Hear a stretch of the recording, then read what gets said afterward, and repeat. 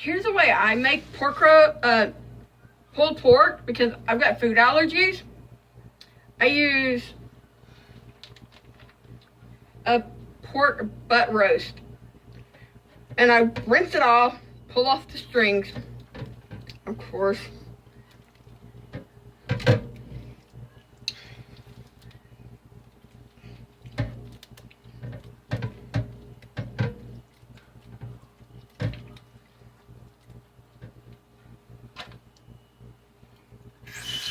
Use cold water to rinse it off. I think that's the way I...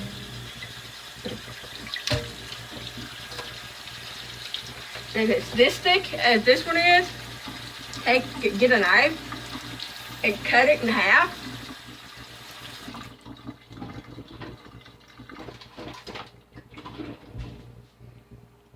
Usually the ones I buy are already cut in half, but this one, not cut in half.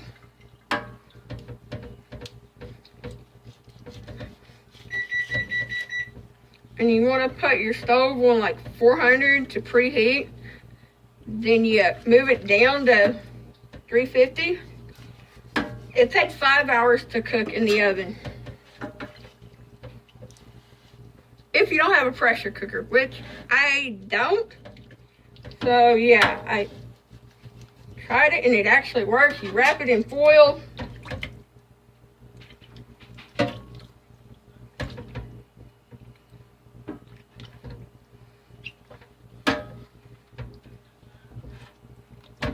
That should work. You can cut it once or twice. The meat's so thick, I'm gonna cut it twice.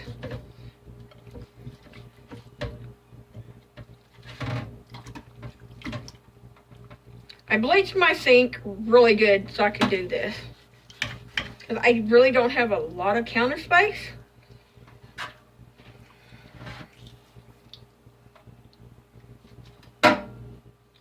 So yeah, I put brown sugar in the bottom with foil.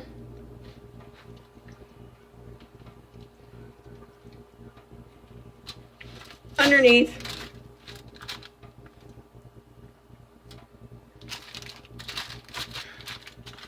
And here's what I use for the liquid ingredient. Let me wash my hands off. Really good.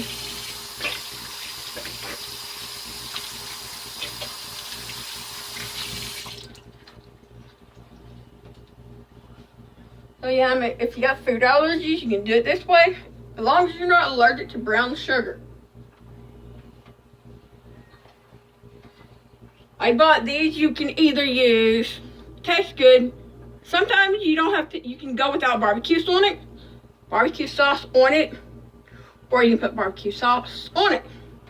I eat it either way, but I use cherry Dr. Pepper, or I've used cherry Coke that I bought at the store in my recipe. I don't measure it, I just pour.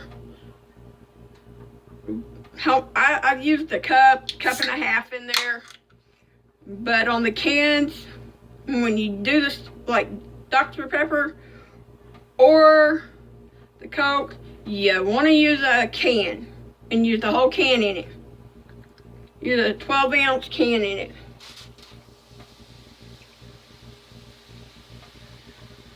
If you want to use half of a Coke can, use half a Coke can and half of a Dr. Pepper can.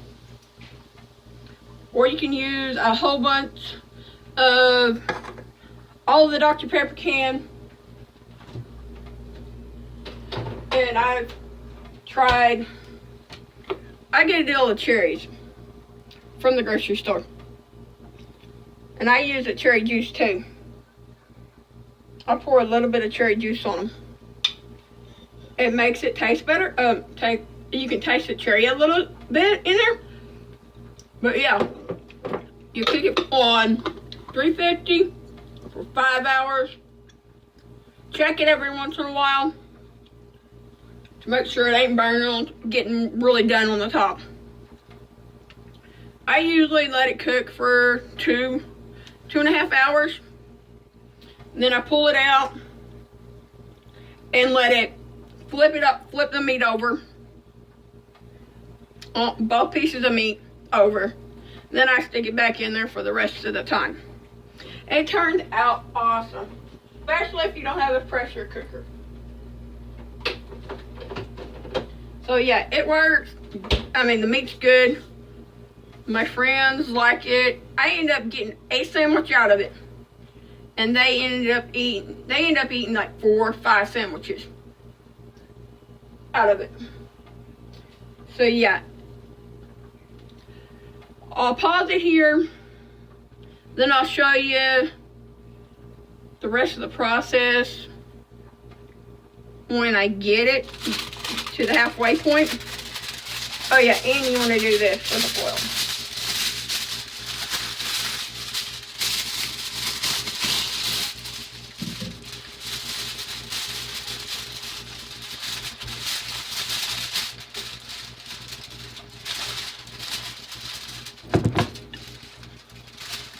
Take the foil and roll it over some.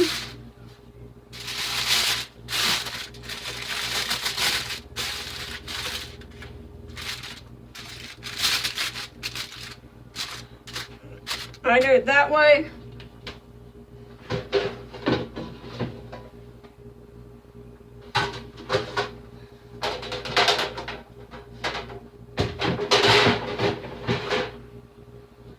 Then I just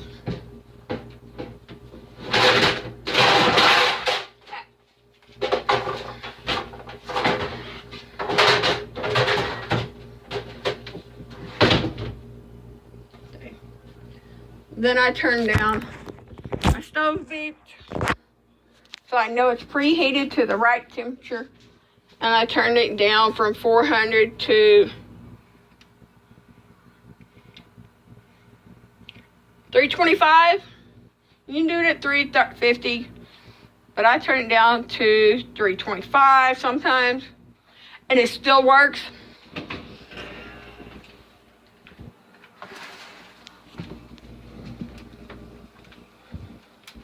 So yeah.